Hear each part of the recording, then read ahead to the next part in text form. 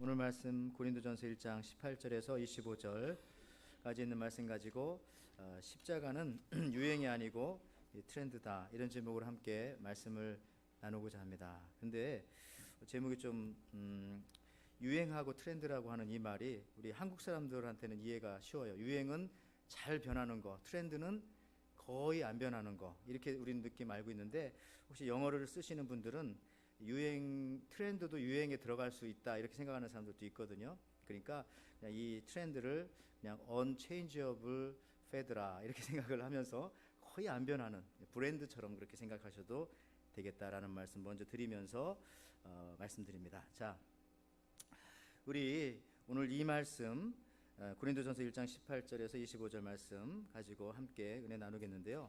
여러분들 그 권투 선수들이 끼는 장갑이 있습니다. 아픔의 감각을 줄이는 데 사용되는데 1889년 존 설리번 선수까지는 맨주먹으로 권투를 했습니다. 근데 그 이후부터 권투 글러브를 끼고 시합을 했습니다. 근데 흥미롭게도 이 권투 글러브를 낀 이유는 누구를 보호하기 위한 것일까요? 때리는 사람을 보호하기 위한 것일까요? 맞는 사람을 보호하기 위한 것일까요?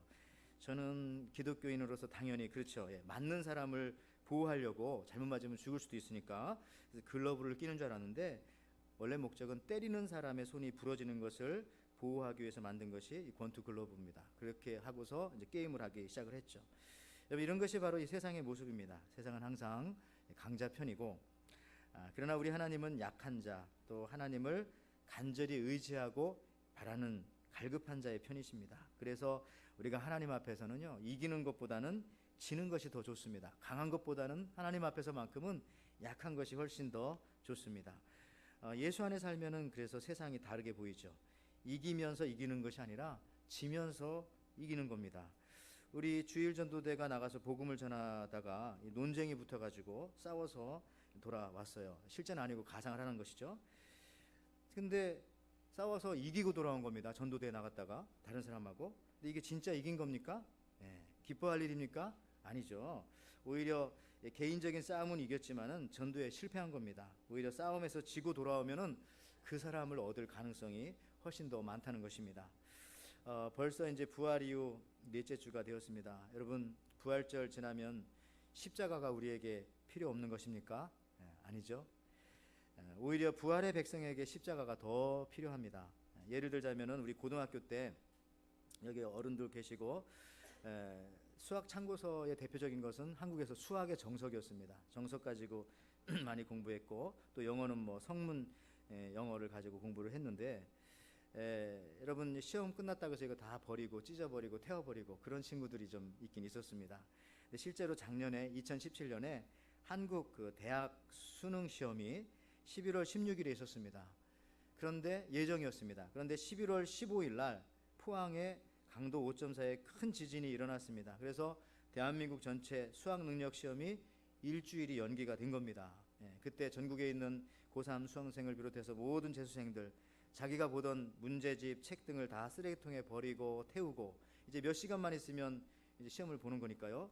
그랬는데 그날 오후인가 저녁에 갑자기 이렇게 TV를 통해서 광고가 나온 거죠. 연기가 되었다고, 일주일. 그러니까 그 당시 학생들이 얼른 학교로 달려가고 학원으로 달려가서 쓰레기통을 뒤져봤지만은 뭐 찾는 사람도 있었고 없는 사람도 있었고, 아주 난처한 학생들의 그 안타까운 모습들을 뉴스를 통해서 저렇게 본 적이 있었습니다. 여러분, 사실 시험 보고 나서 그 수학의 정석이라든지 이런 책 더 필요하지 않겠습니까? 시험 보면 그게 끝입니까?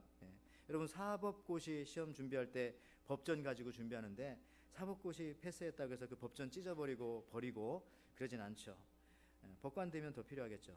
여러분, 목사님, 우리 전사님들도 신학교 수업하고 목사 시험 볼 때에 성경을 시험 봅니다. 성경 아주 어렵게 시험 봅니다. 잘 보지도 않는 그런 부분에서 문제를 내는 거죠. 변별력을 위해서. 그런데 이제 한 1, 2년은 그래서 거의 성경을 외우다시피 해서 시험을 봐야 합격할 수가 있는데, 목사 시험에 합격했다고 해서 성경 버리고 이제 더 이상 필요 없다, 그러는 게 아니잖아요. 목사가 되고 난 다음에는 더 이 성경책이 필요한 겁니다. 앞으로 뭐 3, 40년 목회하려면은 더 이것을 보고 더 파고 연구해야 되니까.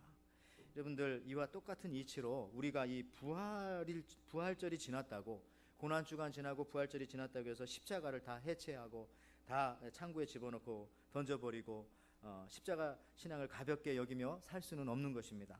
오히려 부활을 경험한 자에게 더욱 필요한 신앙이 바로 이 십자가 신앙, 십자가의 도라는 것입니다. 왜냐하면 십자가가 우리 삶의 기준이 되고 우리 삶의 방식이 되기 때문에 그렇습니다.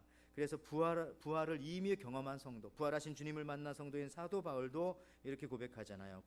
갈라디아서 6장 14절에 그러나 내게는 우리 주 예수 그리스도의 십자가 외에 결코 자랑할 것이 없으니 그리스도로 말미암아 세상이 나를 대하여 십자가에 못 박히고 내가 또한 세상에 대하여 그러하니라. 십자가만 자랑한대요. 부활을 이미 경험한 사도 바울도. 부활 이후 십자가의 도가 우리의 삶의 이 패턴이 되어야 합니다. 그런 의미에서 십자가는 유행이 아니라 변하지 않는 트렌드가 되어야 한다는 것입니다. 여러분, 유행, 이 패드라고 하는 것과 이 트렌드라고 하는 이 사실, 미리 앞서 말했지만 우리 한국 사람들이 대하는 것에는 이제 조금 차이가 있습니다.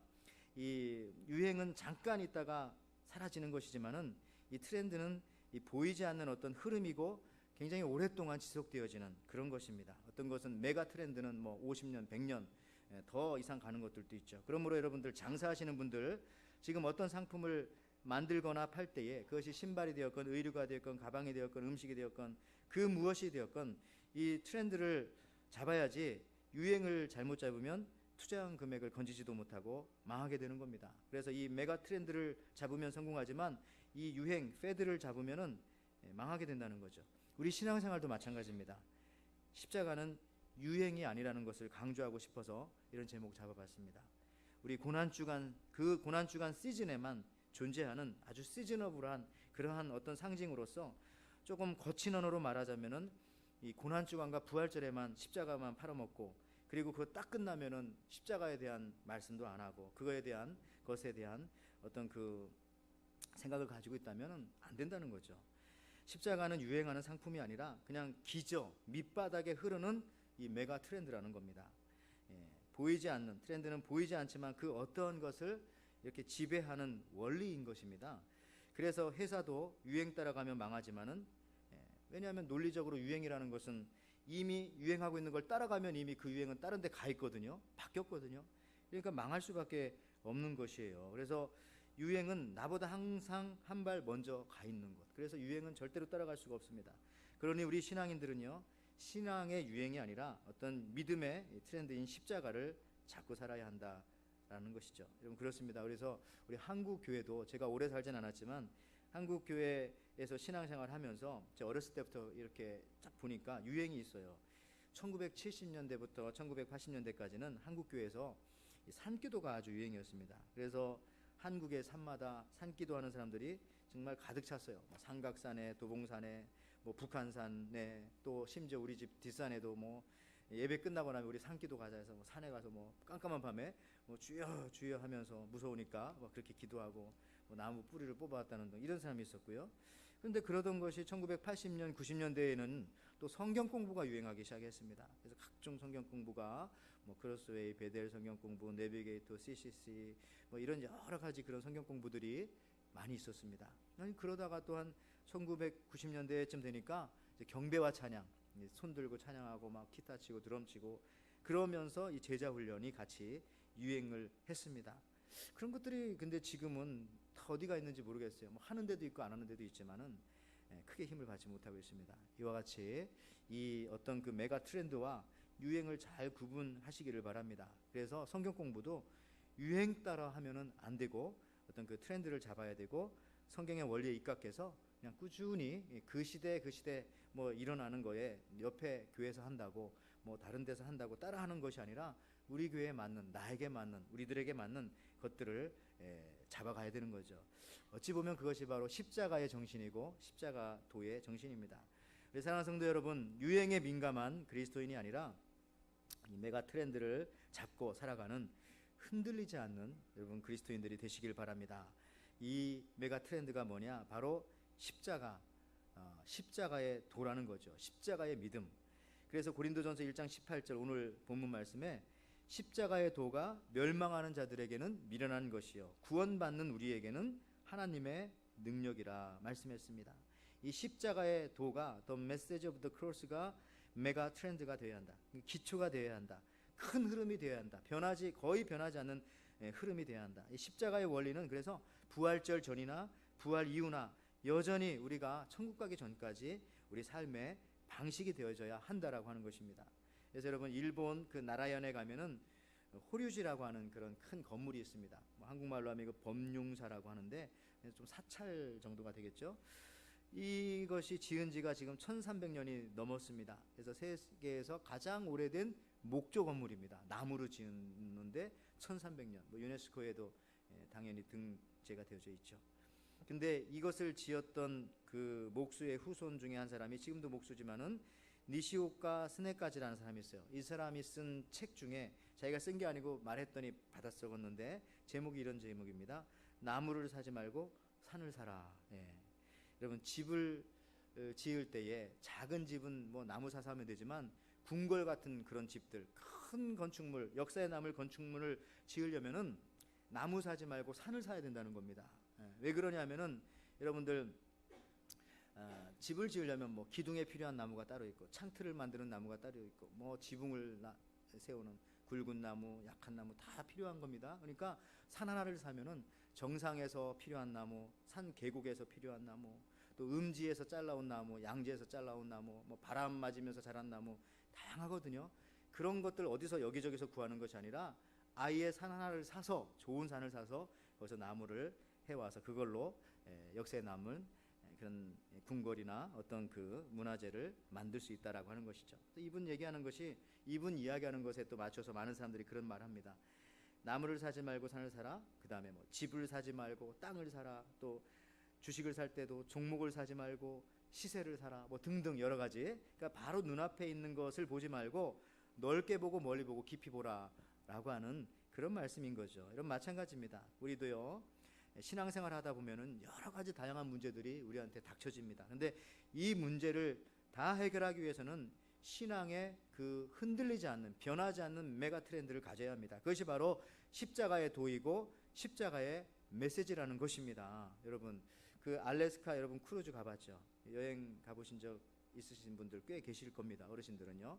거기 가면은 이러한 풍경들을 목격하게 된다고 합니다. 바람이 동쪽에서 서쪽으로 부는데 이상하게 바다 위에 떠가는 얼음 조각들은 바람과 반대 방향으로 서쪽에서 동쪽으로 흘러가는 뭐 이런 것들 본다는 것이죠. 왜 그럴까요? 여러분 빙하는 물 바깥으로는 10%밖에 나와 있지 않고 물 속에 뭐 거의 8, 90%가 잠겨 있으니까 그 알래스카 주변에 있는 빙하 조각들은요 바람을 타고 움직이는 것이 아니라 조류, 즉 물의 흐름을 타고 움직이기 때문에 때로는 바람과는 전혀 다른 방향으로 움직이기도 한다는 겁니다. 저는 알래스카에 가보진 않았지만 서해안 바닷가에 살았기 때문에 어렸을 때 이런 걸 많이 진짜 목격했어요. 신기하다 생각했어요. 바람은 이쪽에서 저쪽으로 오른쪽에서 왼쪽으로 부는데 왜 얼음은 또 왼쪽에서 오른쪽으로 흘러갈까? 저 어렸을 때 저 되게 궁금했거든요. 알게 된 거죠. 바람 타고 가지 않고 떠 있는 이 깊은 더군다나 두꺼운 얼음은 물길 따라서 조류를 따라서 움직이는구나. 여러분들 우리는요 바람 따라가는 그리스도인이 아니고 유행 따라 살아가는 그런 그리스도인이 아닙니다. 물질 따라 권력 따라 분위기 따라 살아가는 그런 그리스도인이 아니라 우리는 물길 따라서. 그런데 그 물길이 뭐냐? 바로 말씀, 생명의 물길인 말씀 따라 살아가는 그리스도인이 되어야 하고요. 그 말씀의 물길의 핵심에 뭐가 있는가? 바로 십자가의 메시지가 있다는 겁니다. 십자가의 도가 그 안에 있다는 겁니다. 그래서 교회에서 항상 전파되어져야 하는 말씀의 핵심은 십자가의 도입니다. 십자가에 관한 말씀입니다. 여러분 이것 밖에 있는 말씀은 대부분 전부 다 유행을 따라 움직이는 그런 모습일 수 있다는 겁니다. 그래서 여러분 우리 기독교는요 유행이 아니라 어떤 잘 변하지 않는 메가 트렌드인 십자가를 붙잡고 십자가의 삶을 살지 못한다면 방황하다가 광야에서 죽은 이스라엘 백성들과 같이 되는 것입니다. 여러분 세상은 헷갈립니다. 갈팡질팡합니다. 제가 이거 몇 번 해봤지만 한 번 더 해보고 싶어요. 여러분들 한번 손 한번 이렇게 손가락질 한번 해보세요. 하나님한테 하면 안 되고 그렇지만 이렇게 해보세요. 올려보세요. 이렇게 손을. 자 그런 다음에 제가 하나 둘 셋 하면 북쪽을 가리키는 겁니다. 그리고 내리지 마세요. 하나 둘 셋 북쪽. 서로 옆 사람 보세요. 뭐 다 다르잖아요. 근데 대부분 사람 또 하늘을 가리키네요. 이거. 여러분들 다 달라요. 북쪽이 어딘지도 모르고 다 자기가 주장하는 게 있습니다. 그래서 제가 말을 해도요 뭐 나침판이 틀렸다는 둥, 나침판 가르쳐줘도 뭐 고장났다, 그 밑에 뭐 쇳덩어리가 있다는 둥, 자기 의견을 막 주장하시더라고요. 여러분, 이와 같이 모든 세상은 이런 겁니다. 다 갈팡질팡하고, 그 사람이 옳다고 해서 그 사람 말 맞는 줄 알았는데 시간 지나 보면 맞지도 않고, 의사, 변호사, 검사, 한국말로는 다 사자, 똑같은 사자로 끝나죠. 근데 그 의미가 달라요. 그것을 한자말로 쓰면은 그 뒤에 붙는 사자가 다 다릅니다. 저렇게 의사는 스승사자를 뒤에다 쓰고, 변호사는 선비사자를 뒤에다 쓰고, 검사는 일사자를 저렇게 뒤에다 쓰네요. 여러분, 스승사자를 쓰는 단어들 중에 의사, 약사, 뭐 간호사, 목사, 또 교사, 이런 것까지는 좀 이해가 되는데, 뭐 무시하는 건 아니지만, 또 이발사, 미용사도 스승사자를 붙이고, 또 요리사도 계시지만 요리사도 스승사자를 붙이네요. 왜 그럴까 생각해봤어요. 이게 뭘까? 사람의 몸을 다루니까 아마 스승사자를 붙였을까? 근데 사진사는 또 뭡니까? 사진사. 여러분, 이게 좀, 이걸 보면서 야, 여기도 별 특별한 규칙이 없다 이런 생각하면서, 특별한 규칙이 없고 세상은 겉모습으로 보기에는 다 똑같고 비슷하게 보이지만 사실 다 다르다. 그리고 규칙이 존재하지 않는다. 무슨 말입니까? 세상은 다 유행 따라 사는 겁니다. 어느 시절에는 사진사가 스승이 될 수도 있는 거예요. 왜냐하면 그 당시에는 사진사가 전 세계에 뭐 10명밖에 없으면은 그분이 스승 되는 거죠. 뭐 이런 느낌이어서 저렇게 붙였을까? 여러분들, 그렇습니다. 세상은 유행만 존재하지 변하지 않는 메가 트렌드라고 하는 것은 존재하지도 원래 않습니다. 왜냐하면은 하나님 한 분만 이 세상에 변하지 않는 그런 분이시고, 세상은 늘 변하기 때문에. 여러분, 이틀 전에 우리 남한과 북한 수장인 우리 김정은과 또 문재인 대통령 DMZ에서 손잡고 허그하고 그렇게 했습니다. 참 전쟁의 위험 속에서 참 좋은 일입니다. 아주 기쁘고 즐거웠습니다. 어떤 분들은 이런 걸 보면서 눈물을 흘렸다고 하시는 분들도 계셨습니다. 저는 또 기독교인으로서 이런 생각했었죠. 북한에 이제 좀 더 복음이 잘 전달되어질 것이고, 또 지금도 북한에서 무참하게 죽는 사람들이 사실 많이 있습니다. 그러한 사람들의 그 죽음이 많이 사라지겠구나라고 생각하면서 참 희망을 가지고 마음이 많이 기뻤습니다. 그런데 또 한편 이런 걱정도 되더라고요. 사람이 바뀌고 또 정권이 바뀌고 대통령이 바뀌고 그러면 저거 또 변하지 않을까 하는 걱정도 하기도 했다는 거죠. 여러분, 세상은 이런 겁니다. 그래서 우리가 또 기도해야 되겠죠. 여러분, 이렇게 혼란스러운 세상 속에서 우리가 변하지 않는 말씀, 하나님 바라보지 못한다면은 바다에 떠다니는 그 얼음 덩어리들 같이 항상 방황하는 거예요. 오늘 다르고 내일 다르고. 그래서 우리는 분명한 삶의 트렌드, 변하지 않는 메가 트렌드, 삶의 방식, 삶의 근거를 가지고 살아야 하는데, 그것이 바로 십자가의 도다. The message of the cross. 예수님 십자가의 그 말씀이라는 겁니다. 그래서 이 고린도전서 1장 24절에는요, 오직 부르심을 받은 자들에게는 유대인이나 헬라인이나 그리스도는 하나님의 능력이요 하나님의 지혜니라 말씀하고 있습니다. 그렇다면 이 십자가의 도가 무엇인가? 여러분, 십자가의 정신이 무엇입니까? 이것이 바로 하나님의 지혜의 절정인데요, 십자가의 지혜는 한마디로 말하면 죽는 겁니다. 조금 더 부드럽게 말하면 지는 겁니다. 져주는 겁니다.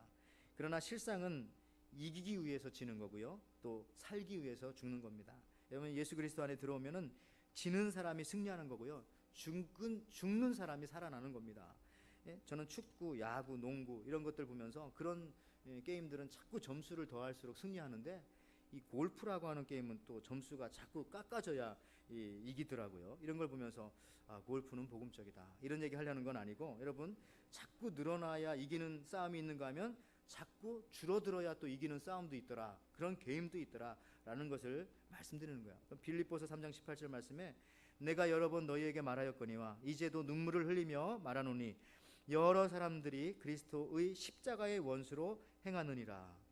즉 십자가의 길을 걷지 않는 사람들은 예수님과 원수로 지내는 것인데, 그 사람이 어떤 사람이냐? 이기려고만 하는 사람입니다. 이기려고만 한다면 그것은 십자가의 길을 역행하는 것이다.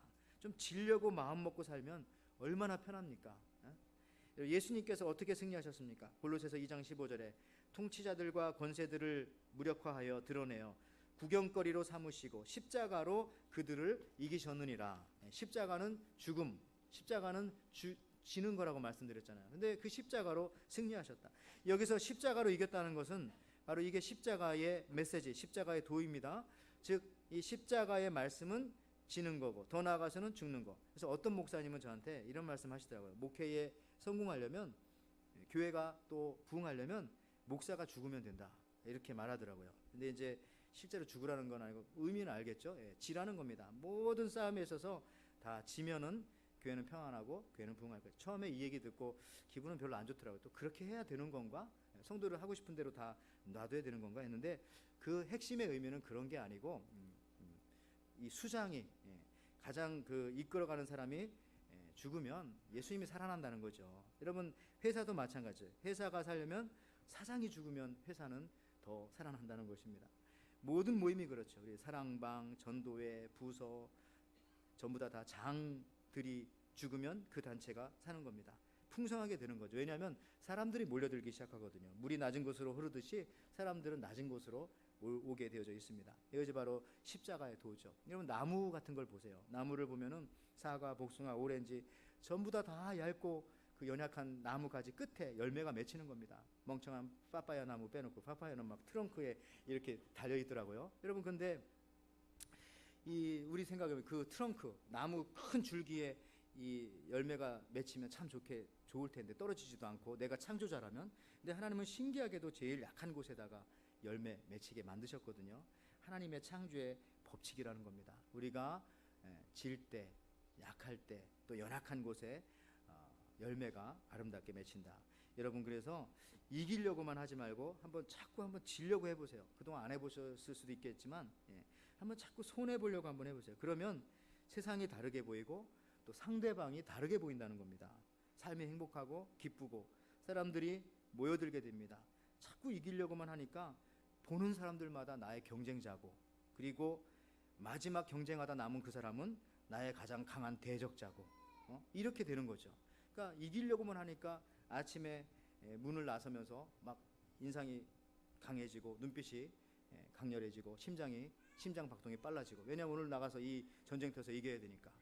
여러분들, 실제로 우리 성경에서 사단과 예수님을 비교한 말씀이 성경 마지막 예언책인 요한계시록에 있습니다. 먼저 마귀를 표현한 구절을 보면 마귀의 특징은 한마디로 이기고 또 이기려 하더라. 결국 그것이 지는 길인 줄도 모르고 마귀는 이기고 또 이기려 하더라. 요한계시록 6장 2절 말씀 보십시오. 내가 이에 보니 흰 말이 있는데 그 탄 자가 활을 가졌고 면류관을 받고 나가서 이기고 또 이기려 하더라. 여기서 여러분, 흰 말 탔다고 해서 이기고 또 이기려고 하는 자가 예수님 아닙니다. 이거 사탄입니다. 흰 말을 탔다고 예수님 아니라니까요. 마귀도 때로는 흰 옷을 입은 천사로, 광명의 천사로 가장하고 우리에게 나타나거든요. 특히 여기서 흰 말을 탄 자가 예수님이 아니라고 하는 명백한 이유는, 예수님은 이미 이기신 분이기 때문에 더 이기려고 하지 않습니다. 이미 이겼는데, 게임 다 끝났는데 왜 또 게임을 하고 또 이기려고 합니까? 더군다나 요한계시록 지금 읽었던 말씀의 바로 앞장인 5장 5절에 보면은 유다 지파 사자 다윗의 뿌리가 이기였으니, 그러니까 예수님은 이미 이기셨어요. 그래서 여기서 이기고 또 이기려고 하는 그 자는 바로 사탄이라는 것이죠. 그래서 사탄의 자녀들의 세상 사는 특징은 항상 이겁니다. 이기고 또 이기려고 합니다. 끝없이 이기려고 하죠. 왜? 이겨본 적이 없거든요, 사실은. 그러나 우리 같이 그리스도인들은 이미 승리한 싸움, 이김을 이미 알고 있기 때문에 그 이기는 것에 대한 강박증이 없죠. 여러분, 이기면 이기고 지면 지는 겁니다. 차라리 지금 지는 게 더 좋다. 왜? 우리에게는 최종 승리가 있으니까. 나중에 승리가 더 크게 부각되어지니까. 이런 생각을 가지고 사는 사람들이 우리 그리스도인들이라는 겁니다. 그래서 자꾸 이기려고 하니까 우리의 삶이 힘든 겁니다. 왜 자꾸 힘들어합니까? 이기려고 하니까. 모세가 출애굽할 때 여러분 10가지 재앙 중에 애굽 술사들이 처음에 2가지 재앙을 따라했습니다. 우리가 지지난 시간에 살펴봤지만 애굽의 재앙 첫 번째가 물이 피로 변하는 그런 재앙이었고요. 2번째 재앙이 개구리가 온 천지에 가득 차는 그런 재앙이었어요. 3번째 재앙부터는 따라하지 못했지만 애굽의 이 마술사들이, 어떤 이 샤만들이 첫 번째 재앙과 2번째 재앙을 그대로 따라했다는 겁니다. 흉내낸 겁니다. 근데 결국 이게 뭡니까? 이기려고 하다 보니까 재앙이 2배가 된 거잖아요. 개구리 만들어? 우리도 개구리 만들 수 있지. 만들었어요. 그러니까 더 많아진 겁니다. 참, 이거 생각하면 하나님이 주시는 재앙도 그것도 따라 해보려고 하다 보니까 그것도 이기려고 하다 보니까 재앙인 줄도 모르고 그 재앙을 2배나 받게 되는 이런 어리석은 결과. 여러분, 이것이 바로 이기는 거에만 집착하면은 이런 결과가 나온다는 겁니다. 예? 너 죽고 나 죽자, 이런 태도가 바로 십자가와는 정반대된 태도고요. 십자가의 태도는 뭡니까? 너 살고 나 죽자. 그러면 나중에 두 사람이 다 같이 살아나는 것입니다. 여러분, 우리가 세상과 반대로 살면 놀라운 일들이 우리에게 일어날 것 같습니다. 일어납니다. 세상 사람들은 이기고 또 이기려고 합니다. 그러나 그것은 두려움의 표시입니다. 그리고 강박증적인 급한 마음의 표시고 영원히 만족하지 못하는 허무한 마음의 표시입니다. 그래서 예수 믿는 사람들은 지고 또 지려고 하는 모습이 있어야 합니다. 그렇게 하고도 우리는 충분히 행복한 사람들이다라는 것을 보여주는 것이 우리 예수 믿는 사람들인 것이죠. 여러분, 그러는 가운데 여유도 생기고, 그러는 가운데 틈도 생기고, 그러니까 그 시간을 또 창의적인 일들을 만들어내고, 그러다 보니까 그런 사람은 승리하고 결국 마지막에 가서는 이길 수밖에 없다는 겁니다. 지고도 충분히 승리하는 것을 보여주는 것이 그리스도인, 실패하고도 성공하는 것을 보여주는 것이 그리스도인, 그러면서도 기뻐하는 것이 우리 그리스도인, 손해봐도 끄떡없다 라고 말하는 것이 우리 그리스도인, 나중에 왜 더 잘되고 웃고 끝난다는 것을 분명하고도 명백한 모습으로 보여주는 것이 바로 우리 그리스도인이기 때문에 그렇습니다. 이것이 바로 십자가의 도, 십자가의 능력이라는 것입니다. 한 가지 더 예를 들자면, 이 얘기는 또 우리가 함께 나눴던 얘기인데, 미우라 아야코 아시잖아요. 이분은 일본의 기독교 작가로서 노벨 문학상까지 받을 뻔했는데, 거기까지 가고 여러 번 올라갔어요. 이분이 쓴 책 중에 길은 여기에, 아니면 또 빙점 등과 같은 수많은 기독교 소설을 썼고요. 이 소설을 읽고 많은 사람들이 감동과 회심을 유발하여서 하나님 앞에 많이 돌아왔습니다. 근데 이 미우라 야코가 소설을 쓰게 된 이유가 뭔지 압니까? 이분이 홋카이도, 일본의 홋카이도 추운 곳에 살았는데 이제 교사 생활하다가 몸이 안 좋아서 자기 마을에 돌아와서 자파상을 하게 되었습니다. 근데 가게 문을 여니까 사람들이 점점 이 가게로만 몰려오는 겁니다. 그랬더니 마을의 다른 가게들은 잘 안 되는 거죠. 그래서 기도하다가 이러면 안 되겠구나. 우리 가게 잘 되고 다른 사람들은 저렇게 힘들면 어떡하지? 그래서 자기 가게에서 파는 물건을 이렇게 정해놓고 그 외의 것은 팔지 않았어요. 그래서 콩나물, 두부 사러 오는 사람한테는 우리 가게는 그런 거 안 파니까 저쪽에 있는 저 가게로 가세요. 또 무 사러 오는 사람한테는 우리 가게는 그런 물건 안 파니까 뒤에 있는 저 가게로 가세요. 뭐 이러면서 이제 사는 거죠. 그러다 보니까 남는 게 뭐가 남아요? 돈은 안 남았지만 시간이 남은 겁니다. 그래서 그 남는 시간에, 홋카이도 추우니까 이불 뒤집어 쓰고 그다음에 연필로 끼적끼적하면서 썼던 그 소설이 바로 이 빙점이라고 하는 위대한 소설인 거죠. 여러분, 사실 우리 한국 기독교인은 많지만은 아직 세계적인 기독교 작가는 없습니다. 안타깝게도. 근데 일본은 이런 분들이 있어요. 여러분, 이처럼 이김을 포기하고 지려고 하고 지니까 또 다른 길이 보이는 것입니다. 자꾸 이기려고만 하니까 답답하고 길은 안 보이고 그 하나만 보이니까 이기려고 하는 그 길, 일이 안 풀리고 두렵다, 이렇게 생각을 하는 겁니다. 우리가 십자가의 정신, 지려고 할 때에 하나님께서 우리에게 주신 너무나 큰 복을 누릴 수가 있습니다.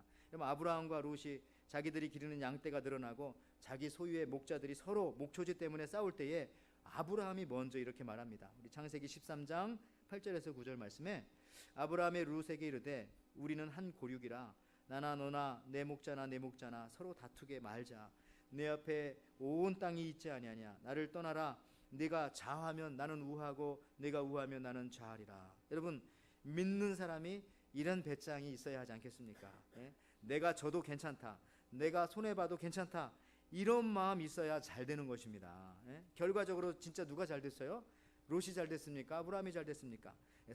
손해 보려고 결심했던 아브라함이 훨씬 잘 됐죠. 롯은 얼마나 힘들었는지. 여러분, 이것이 바로 십자가의 능력입니다. 또 이것이 바로 하나님의 지혜입니다. 실패 속에 감춰놓으신 승리, 지는 것 속에 숨겨놓으신 이김, 예수 믿는 사람들만이 누리는 이 짜릿함, 우리가 알고 있지 않습니까? 이게 바로 십자가에도, 이게 바로 십자가의 능력이라는 겁니다. 제가 말씀 마무리하면서, 여러분, 사람 얻으려면은 싸움에서 무조건 져야 합니다. 이기고 얻는 사람 없습니다. 말장난 같지만 꽃이 져야 열매를 얻습니다. 특히 우리 부부 싸움에서는 무조건 져야죠. 그 다음에 형제들 간의 싸움에서도 져야 합니다. 무조건. 그리고 믿음의 형제들이 우리 교회 공동체 안에서도요, 역시 마찬가지입니다. 지는 게 이기는 겁니다. 마귀처럼 그냥 악착같이 이기려고 하지 마십시오. 가장 친한 사람들과의 싸움에서는 그냥 의도적으로 내가 이길 수 있어도 무조건 지는 겁니다. 지면 그것이 이기는 거죠. 여러분 손해 봅시다. 그게 바로 이기는 겁니다. 그래야 우리가 사람을 얻게 되어집니다. 우리 살아온 인생길 뒤돌아보면 사실 다 그랬지 않습니까? 베드로전서 2장 19절에 애매히 고난을 받아도 하나님을 생각함으로 슬픔을 참으면 이는 아름다우나. 십자가가 바로 그런 겁니다. 애매히 고난 받는다.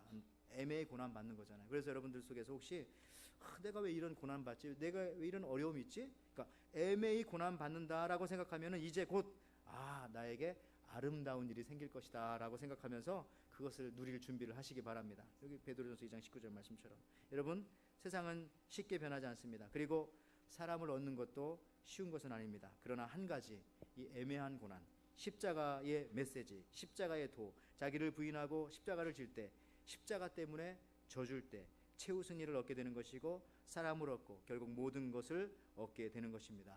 오늘 우리가 예배 끝나고요, 오늘 성전문을 나가면서 오늘은요, 이기기를 작심하지 말고 나가기 바라고 좀 지기를 작심하면서 의도적으로 한번 그렇게 나가보시기 바랍니다. 여러분 얼굴들 다 검사하겠습니다. 제가 인상 쓰지 말고.